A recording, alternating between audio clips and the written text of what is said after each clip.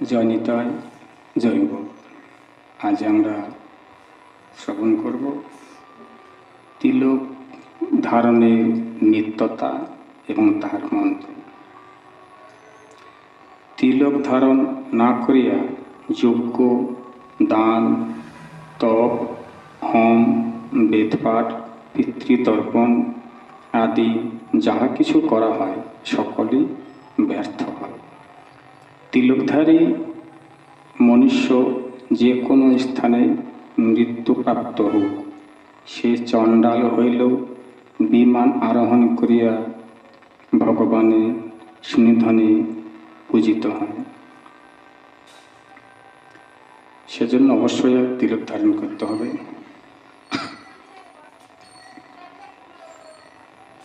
প্রথমে তিলক ধারণের ললাটে কেশবায় নমঃ,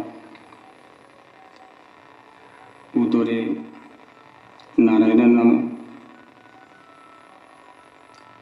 বক্ষস্থলে মাধবায় নমঃ, কণ্ঠে গোবিন্দায় নমঃ, দক্ষিণ পার্শ্বে বিষ্ণুবে নমঃ, দক্ষিণ বাহুতে মধুসূদনের নমঃ, দক্ষিণ স্কন্ধে ত্রিবিক্রমে নমঃ, বাম পার্শ্বে শ্রী বামনায় নমঃ, বাম বাহুতে শ্রীধরায় নমঃ, বাম স্কন্ধে ঋষিকেশায় নমঃ, পৃষ্ঠে পদ্মনাভায় নমঃ, কোটিতে দামোদরায় নমঃ।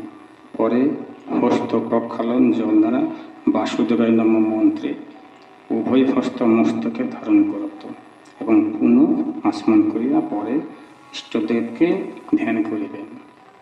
জানি তাই তিনি নিত্যানন্দ সেই জন্য বলেছেন সমস্ত পরিবারের তিলক।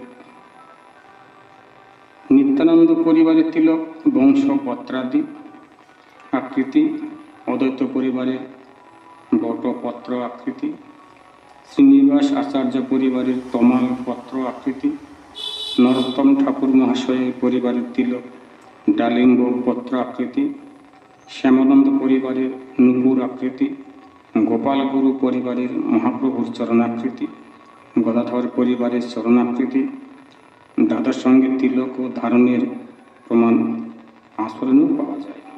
জয় নিতাই, জয় গুরু, জয় শ্রী রাধে, রাধেশ্যাম, জয় নিতাই।